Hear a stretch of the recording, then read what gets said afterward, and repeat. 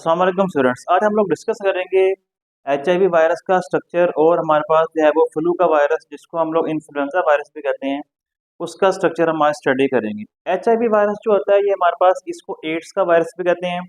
ये एड्स की वजह एड्स जो होती है ना एक ऐसी बीमारी है जो कि इस एचआईवी वायरस की वजह से होती है। ये वायरस जो है इसकी अगर हम बात करें कि किस तरह ये फैलता है, ये जो है ना मोस्टली सेक्सुअल कॉन्टैक्ट की वजह से फैलता है। और जिस पर्सन के अंदर ये वायरस होगा और अगर उसका दूसरे किसी के साथ सेक्सुअल कॉन्टैक्ट होगा तो सीमन के जरिए ये जो है वो ट्रांसफर हो सकता है from one person to the another person.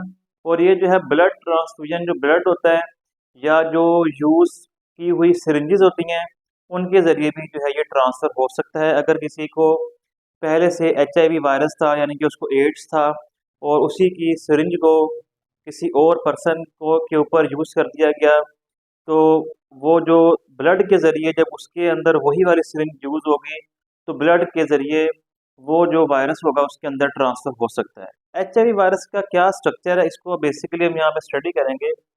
तो फर्स्ट ऑफ ऑल अगर हम बात करें ये आपके वायरस के सबसे बाहर जो है ना आपको ये रेड के अंदर जो है ना स्पाइक्स नज़र आते हैं। इन स्पाइक्स को हम लोग जो है वो ये समझ लें कि असल में ये ग्लाइकोप्रोटीन है, ये प्रोटीन होती है जिसकी एक खास आपको शेप नज़र आ रही है जिसको हम लोग ग्लाइकोप्रोटीन इस पूरे को बोलते हैं। इसके ना दो पार्ट्स हैं, एक पार्ट को कहते हैं GP120 and the other part is called as GP41। This stalk like part, ये स्टॉक की तरह डंडी नुमा पार्ट है, it is called as GP41 and this round part is called as GP120। Both of them are part of protein. ये protein का ना number होता है 120 41 साइज के अकॉर्डिंग ये नंबर वगैरह होते हैं प्रोटीन के। तो एक्चुअली जो GP120 है ना ये वाला जो इसकी प्रोटीन है ये वायरस इसको यूज़ करता है किसी दूसरे के साथ अटैच होने के लिए। जो ये आपको पता है कि ये इंसानों का जो वाइट ब्लड सेल होता है उसके ऊपर अटैक करता है, तो वाइट ब्लड सेल के साथ अटैच होने के लिए ये GP120 जो है ना प्रोटीन को यूज़ करता है। ठीक है, फिर उसके बाद आपको जो ये ब्लू में एक लिपिड की ये लिपो प्रोटीन की लेयर नजर आ रही है ब्लू वाली, इसको बोलते हैं लिपोप्रोटीन या लिपिड प्लस प्रोटीन होती है। और ये इसको कहाँ से लेता है, ये इसको होस्ट सेल, होस्ट का जो सेल है उससे डिराइव करता है, उससे बनाता है। ओके, तो इसके बाद में फिर अगर आप मजीद इसके अंदर जाते हैं तो यहाँ पे आपको ब्लैक के अंदर जो है ना एक और प्रोटीन की लेयर नजर आ रही है। इस प्रोटीन की लेयर को हम बोलते हैं वायरस की प्रोटीन होती है और इसका नेम है P17, क्योंकि प्रोटीन नंबर 17 इसका नाम है और ये वायरस की प्रोटीन होती है। ठीक है, ये वाली प्रोटीन जो है ना वो एडिशनल जो है ना इसको समझ लें कि प्रोटेक्शन के काम आती है, प्रोटेक्शन दे रही होती है। इसके बाद अगर आप मजीद इसके अंदर जाएं यहाँ पे तो यहाँ पे आपको ग्रीन के अंदर जो है ना ये इसका कैप्सिड नज़र आ रहा है। ये जो इसका कैप्सिड होता है ये आपको पता है कि ये स्मॉल जो इसके आपको यूनिट यूनिट नज़र आ रहे हैं इनको हम कैप्सोमेयर कहते हैं। और कैप्सिड जो है ये इसकी शेप की बात करें तो ये बुलेट शेप, गोली की शेप जो होती है वैसा ये कैप्सिड है। और कैप्सिड में जो प्रोटीन का नंबर है वो 24 है, इसको P24 कैप्सिड का नाम भी देते हैं। और इसके अंदर आपको जो जीनोम नज़र आ रहा है, RNA नज़र आ रहा है, ये इसकी हिफाजत के लिए होता है। ये कैप्सिड जो होगा इस अंदर वाले जीनोम को या RNA को प्रोटेक्ट करेगा, डैमेज होने से बचाएगा। ओके, उसके बाद इसके अंदर आपको ये वाला जो है ना इसके अंदर RNA नज़र आ रहा है, दोनों RNA होते हैं। ठीक है जी, RNA जो होता है ये हमारे पास इसके अंदर 9 जीन्स होते हैं, 9 जीन्स RNA के अंदर। ओके, इसके अलावा इसके पास जो है ना यहाँ पे आपको एक एंजाइम नजर आ रहा है, इसको बोलते हैं रिवर्स ट्रांसक्रिप्टेज। ये एक मेन एंजाइम है जो कि ये वाला जो एंजाइम है इसको ये RNA जो है ना जो ये वायरस यूज करेगा अपने RNA से वायरस जो है ना अपना ही DNA बना डालेगा जब ये किसी के ऊपर अटैक कर चुका होगा। यानी कि होस्ट सेल में जाने के बाद जिसके ऊपर ये अटैक करता है, अटैक करके ये अपने वायरस वाले RNA से DNA बना लेगा। और ये किसकी मदद से बनाएगा, रिवर्स ट्रांसक्रिप्टेज की मदद से बनाएगा। इसके अलावा इसके पास एक और एंजाइम है इंटीग्रेज। ये जो एंजाइम है ये जो है वो corporate viral DNA into host DNA। ये जब वायरस अपना अपने RNA से अपना ही DNA बना लेता है ना तो उस DNA को होस्ट के DNA में एंटर करवाने के लिए ये इस एंजाइम को यूज करता है, जिसका नाम क्या है, इंटीग्रेज।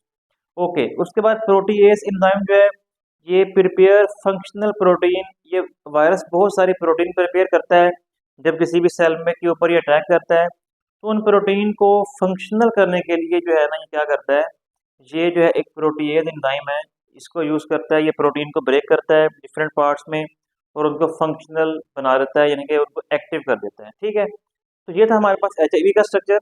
नेक्स्ट हमारे पास जो स्ट्रक्चर है ये फ्लू वायरस है। इसको आमतौर पे हम लोग जो है वो जैसे नजला जुकाम फ्लू होता है, अपर रेस्पिरेटरी ट्रैक का इन्फेक्शन में होता है ये। इसमें आपकी नाक बहना, छींके वगैरह आना, अपर रेस्पिरेटरी ट्रैक में इरिटेशन होती है, आपको खारिश वगैरह होती है, सर दर्द वगैरह होता है, थोड़ा बहुत बुखार भी हो जाता है। तो ये इसको फ्लू भी कहते हैं और इसको इन्फ्लुएंजा वायरस भी कहते हैं। इसमें क्या होता है, फर्स्ट ऑफ ऑल अगर आप देखें, इसको भी हम बाहर से स्टार्ट करेंगे। इसके अंदर ना आपको यहाँ पे देखें एक ये प्रोटीन नजर आ रही है, एक ये प्रोटीन नजर आ रही है। इसका नाम है HA हीमाग्लूटानिन प्रोटीन। ये प्रोटीन किस काम आती है, अटैचमेंट पर्पस के लिए। ये वायरस अपने आप को दूसरे सेल्स के साथ अटैच करने के लिए इस प्रोटीन को यूज करता है, और ये प्रोटीन इस जगह पे आपको सारी जगह पे इसकी कवरिंग में नजर आ रही है। इसके अलावा एक और प्रोटीन का नाम है न्यूरामिनिडेज। ये जो प्रोटीन है as a seizure for releases, जब वायरस जो होता है ना उसने जो है वो निकलना होता है, मतलब कि होस्ट के अंदर जा चुका होता है या वहां से अगर इसने बाहर निकलना है, तो ये जो है ना क्या करता है, ये जो है ना इस एंजाइम को इस प्रोटीन को यूज करेगा एज अ कटर, काटने के लिए जो है ना वो डिफरेंट तरह की जो सरफेस होती है, डिफरेंट तरह की जो लेयर्स होती हैं, उनको काटने के लिए यूज करता है। और इसके अलावा जो है ना ये भी अटैचमेंट के लिए भी यूज होता है। ठीक है, तो ये दो तरह की प्रोटीन है।